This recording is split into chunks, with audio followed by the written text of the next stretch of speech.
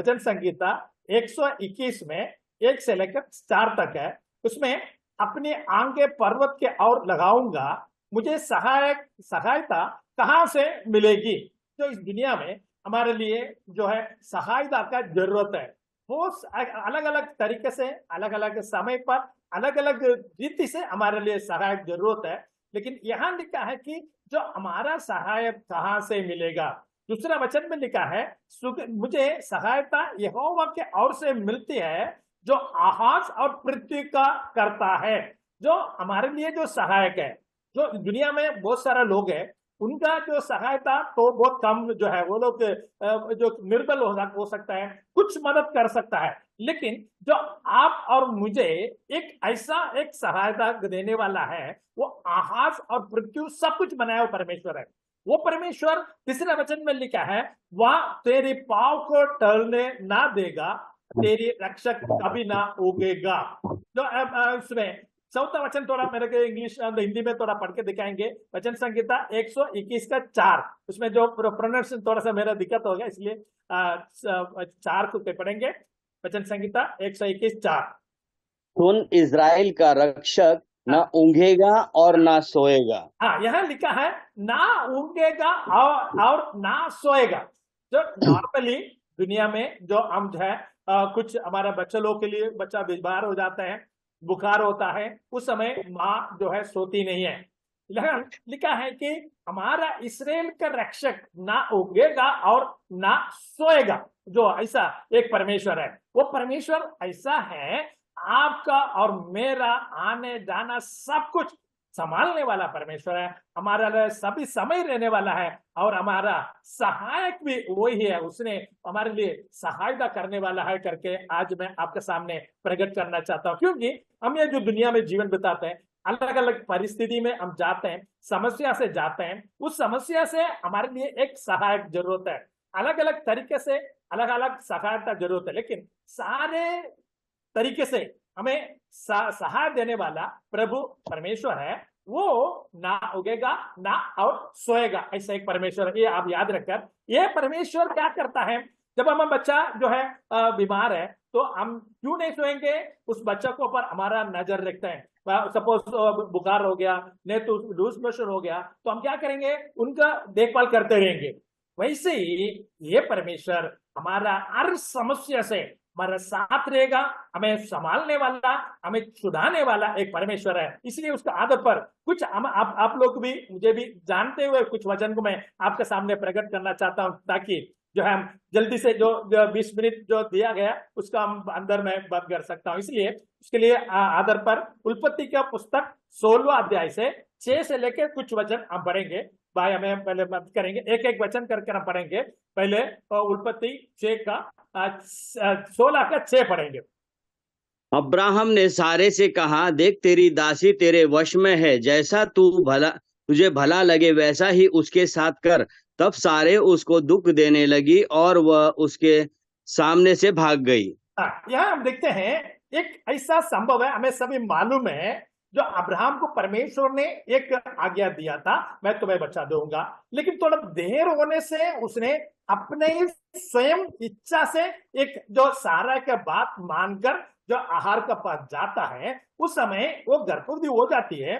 तो वहां एक समस्या आ जाता है। मैं आज आपको बताना चाहता हूं, हमारा मन से, अपना बुद्धि से, हमारा बल से हम कुछ करेंगे तो हमारे समस्या के पास हम जाएंगे। ये मैं आपको पहले प्रकट करना चाहता हूं। लेकिन परमेश्वर ने हमारे लिए एक सहायक है, वो ना उगेगा ना सोएगा, ऐसा एक परमेश्वर हमारे लिए है। इसलिए हर स्थिति में, हर परिस्थिति में जो हम जो है प्रभु का पास आकर उनसे सहायता लेना जरूरी है। इस समय इस संभव में वो अब्राहम ने जो सारा के बात को मान लिया, वहां एक समस्या आता है, उसका मुद्दा के से सारे उसके दुख देने लगी है करके लिखा, सारा ने दुख देने लगी। इसका मतलब है कि जो सारा कुछ अच्छा नहीं लगा, इसलिए वो हम उसको आहार को जो दुख देने लगा, इसके हम देखते हैं। 7वां वचन पढ़ेंगे, 7वां वचन।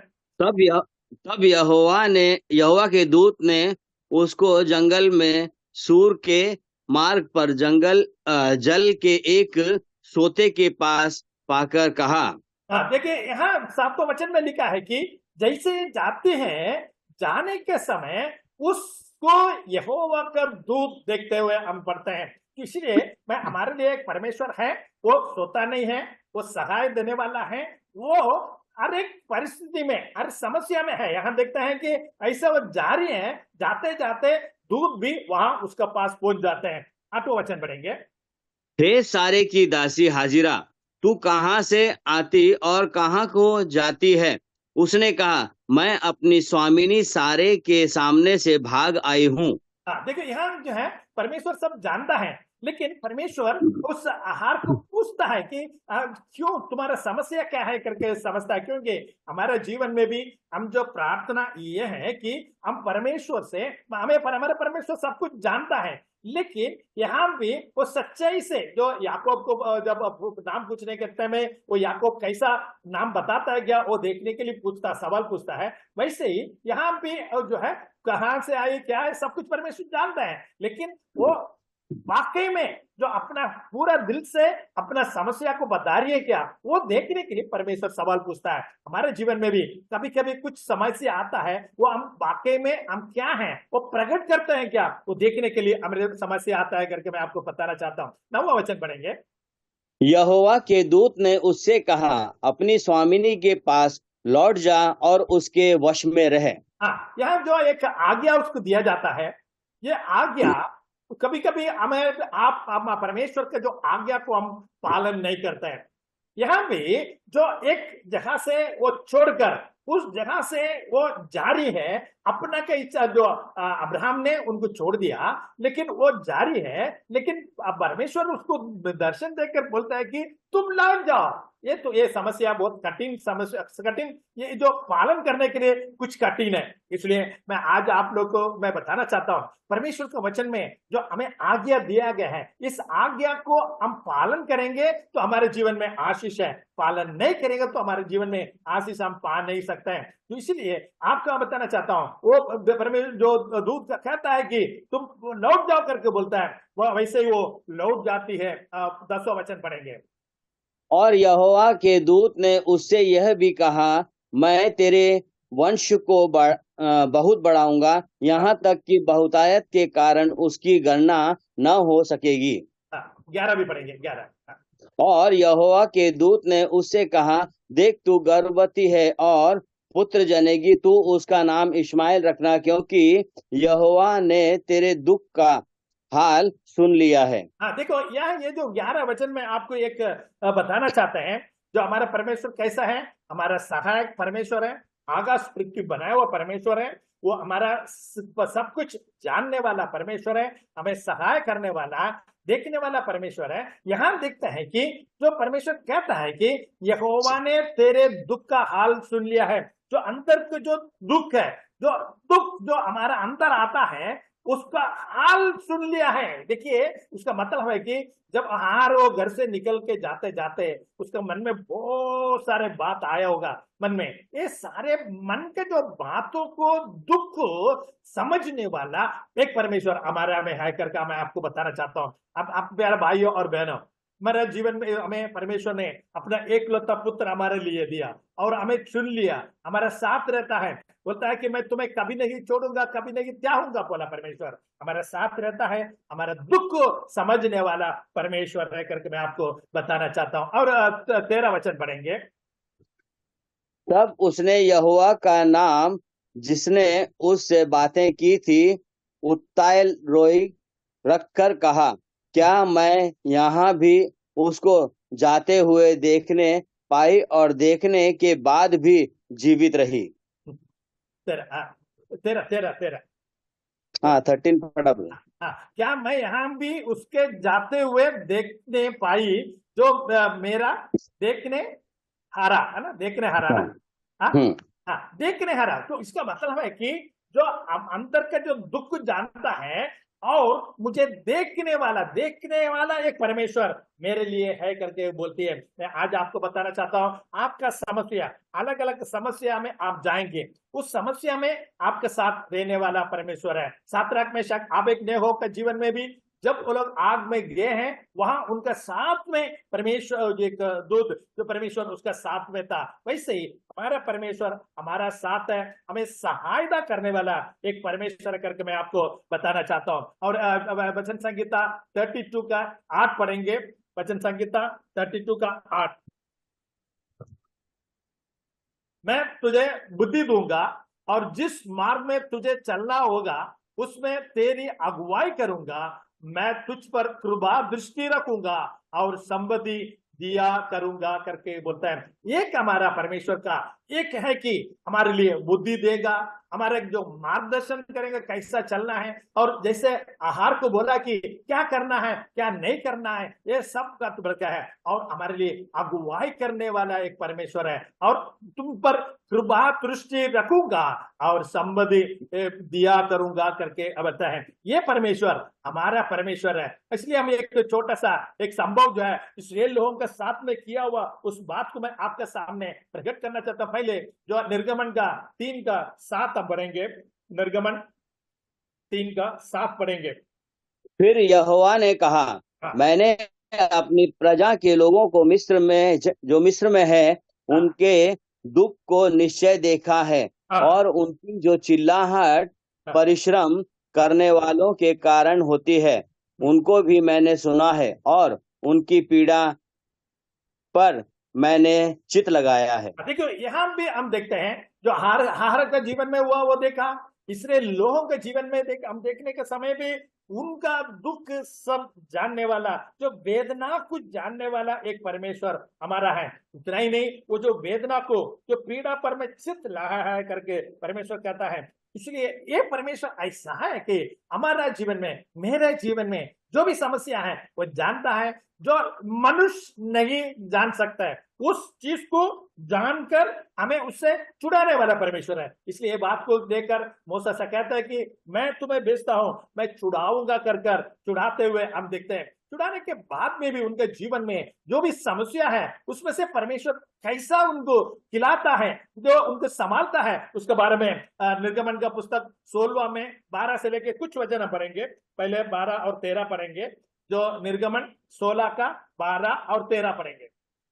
इज़राइलियों का बुड़बुड़ाना मैंने सुना है, हाँ उसने उनसे कह दे कि गोधूली के समय तुम मांस खाओगे और भोर को तुम रोटी से तृप्त हो जाओगे, और तुम यह जान लोगे कि मैं तुम्हारा परमेश्वर यहोवा हूँ। तब बस ऐसा बस हो। बस बस बस। देखिए इस 12 वचन में जब हम देखने के समय पहले हमने देखा उनका मनगत दुख ये सब जानने वाला, उसका साथ साथ जो है हमारा परमेश्वर कैसा है, आपका कुड़कुड़ाना भी जानने वाला परमेश्वर है। जो लोग कुड़कुड़ाते हैं, आज आपको अपने को एक मन में ये करना है, ये परमेश्वर हमें अभी तक चला है। जो आहार का जीवन में हमने देखा, जो इसराइल लोगों का जीवन में भी कैसा समस्या था, उसमें से कैसा छुड़ाया और छुड़ाकर लाते हुए देखा। लेकिन उस समय एक समय पर ये लोग जो है कुड़कुड़ाने लगा, वो भी परमेश्वर जो समझने वाला है और बोलता है कि मैं तुमको रोटी और मांस से तुम्हें तृप्त करूंगा करके बोला। और ये भी बताता है कि तुम जान लो कि मैं परमेश्वर हूं। प्यारे भाई और बहनों, हमारे जीवन में परमेश्वर जो यही परमेश्वर है, आकाश पृथ्वी बनाया परमेश्वर है, वो उससे हमें सहाय मिलता है, वो कभी सोता नहीं है, ये जानना जरूरी है। हम 13 पढ़ेंगे, 13 वचन पढ़ेंगे। तब ऐसा हुआ कि सांझ को बटेर आकर सारी छावनी पर बैठ गई, और भोर को छावनी के चारों ओर ओस पड़ी। हाँ देखिए, अब हम देखते हैं कि चारों ओर से उनको परमेश्वर ने जो खाना जो मांस देता है, ये कैसा है पक्षी है, एक छोटा सा एक पक्षी है।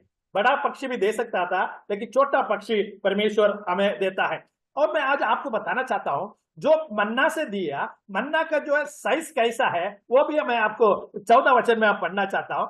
14 10 14। और और जब ओस सूख गई तो वे क्या देखते हैं कि जंगल की भूमि पर छोटे छोटे छिलके पाले के किनकों के समान पड़े हैं। हाँ देखिए, ये जो मन्ना जो दिया गया है उसका साइज क्या है, मैं पढ़ने के समय यही मेरे मन में आया, ये छोटे छोटे छिलके, छोटा ही था जो छोटा जो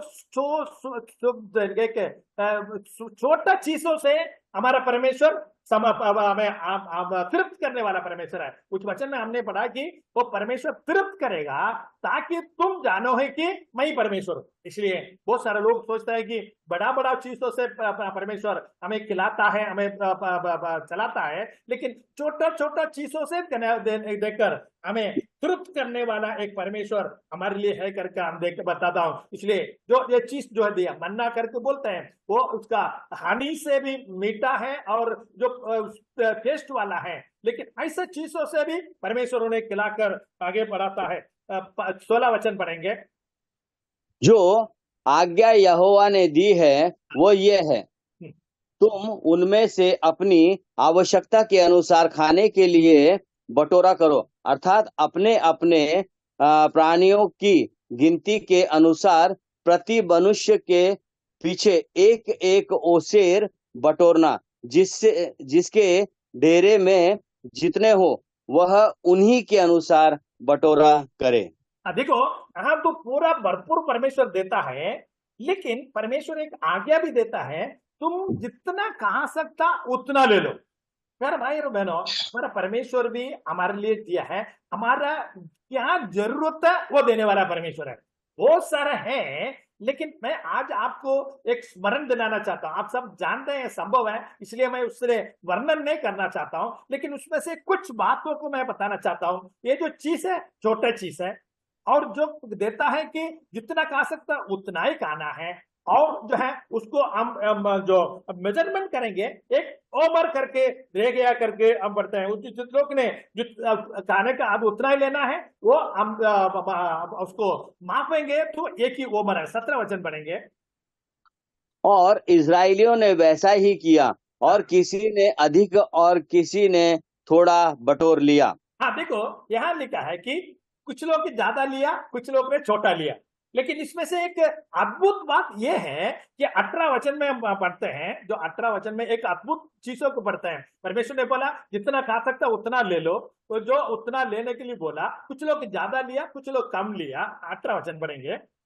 जब उन्होंने उसको ओमेर से नापा, तब जिसके पास अधिक था उसके कुछ अधिक ना रह गया, और जिसके पास थोड़ा था उसको कुछ घटी नहीं हुई, क्योंकि एक एक मनुष्य ने अपने खाने योग्य ही बटोर लिया था। हाँ देखो, यहाँ दिखता है कि कुछ लोग ज्यादा लिया, कुछ लोग कम लिया, लेकिन जब उसको उम्र से जो मेजरमेंट करने लगा तो सबको एक ही उम्र लगा, कुछ भी कम नहीं हुआ। प्यारे भाई और बहनों, मैं आज आपको बताना चाहता हूँ, कुछ लोग बहुत परिश्रम करते हैं, कुछ लोग को कम परिश्रम करते हैं, अपना अपना मेहनत करते हैं, लेकिन मैं आज आपको बताना चाहता हूँ, हम परमेश्वर का सहायता से, परमेश्वर का अनुग्रह से जो भी करेंगे वो कम होगा तो भी कुछ कमी नहीं, हमारे लिए घटी नहीं होगा।